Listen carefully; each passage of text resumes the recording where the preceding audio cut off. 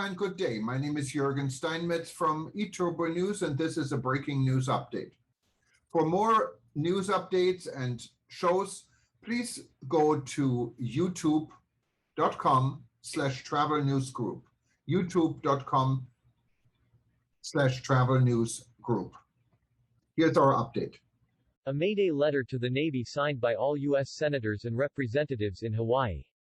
After 1,618 gallons of JP-5 jet fuel was released from a pipeline inside the Red Hill bulk fuel storage on Oahu, Hawaii on May 6, the Navy initially told the public that no fuel released into the environment. This was not true as the Navy discovered the full extent of the spill. While world leaders meet in Glasgow, UK for COP26 to discuss the environment and climate change, an ongoing disaster in tourism-dependent Hawaii is emerging and becoming a major national issue. In January this year, Navy officials had enough evidence to confirm a pipeline connected to its Red Hill bulk fuel storage facility system was leaking fuel into Pearl Harbor near the hotel pier. However, the Department of Health wasn't informed until May, according to a DOE letter. This is turning into a major environmental threat in Hawaii. Yesterday all 4 U.S. representatives and senators of the state of Hawaii wrote this letter to the Department of the Navy. This is the original transcript of the letter. The Honorable Carlos Del Toro, Secretary of the Navy, Department of the Navy, 1000 Navy, Pentagon, Washington, District of Columbia, 20350. Dear Secretary Del Toro, we write with increasing concerns about the safety of the Navy's fuel operations in Hawaii. We are particularly troubled about reports of a fuel leak near Hotel Pier at Joint Base Pearl Harbor Hickam JBPHH that occurred in March 2020 and allegations that the Navy was not appropriately forthcoming about the source and scale of the fuel leak with state regulators, federal officials, and the public, including our offices.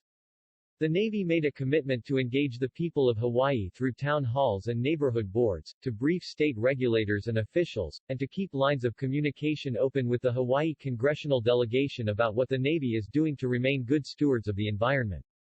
That is why we were disappointed to initially learn about the Hotel Pier fuel leak in the press instead of hearing from Navy leadership directly. The Navy's decision not to publicly acknowledge the Hotel Pier fuel leak and explain what it is doing to prevent future leaks is inconsistent with the commitment past secretaries of the Navy have made to the people of Hawaii to remain transparent on all matters that could affect our environmental resources. Further, it follows a May 6 fuel leak at the Red Hill bulk fuel storage facility in which the Navy initially told the public that no fuel released into the environment, a statement we learned not to be accurate once the Navy discovered the full extent of the spill. These recent incidents, including the manner in which the Navy has responded to them and its lack of transparency with the public, raise questions about the seriousness with which the Navy takes its responsibility to communicate clearly with the public about matters concerning health and safety. The people of Hawaii deserve better from the Navy. As it relates to the Hotel Pier incident, we have specific concerns that call into question how the Navy is operating and conducting oversight of its fuel operations in Hawaii.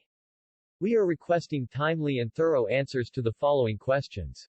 1. What procedures did Navy officials use to discover the source and scope of the Hotel Pier leak, and did those procedures follow Navy safeguards and testing standards that it has established to improve the safety of its fuel operations in response to other spills? 2. Did the Navy comply with all of its fuel release reporting requirements related to this incident, and did it provide timely information to state regulators, including information that may have been relevant to the Red Hill Operating Permit hearing officer?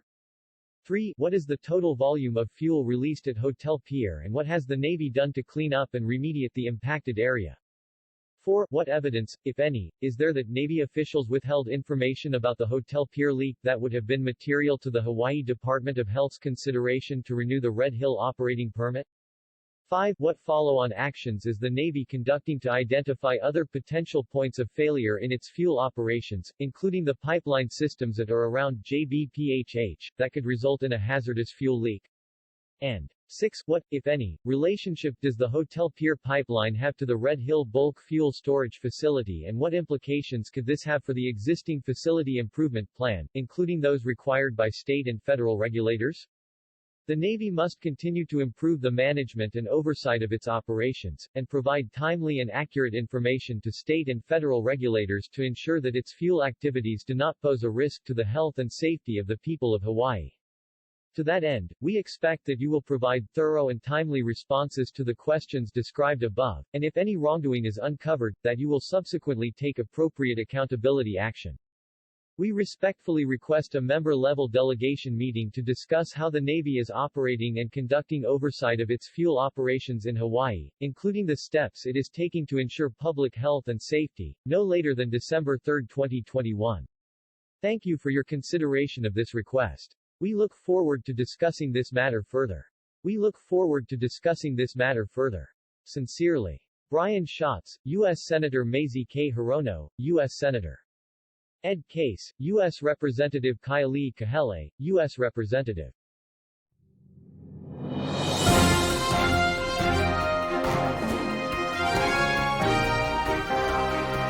Thank you for listening to our news update. There's more on youtube.com/travel news group, or you can read us, of course, in going to our news portal at eTurboNews.com or travelnews.online.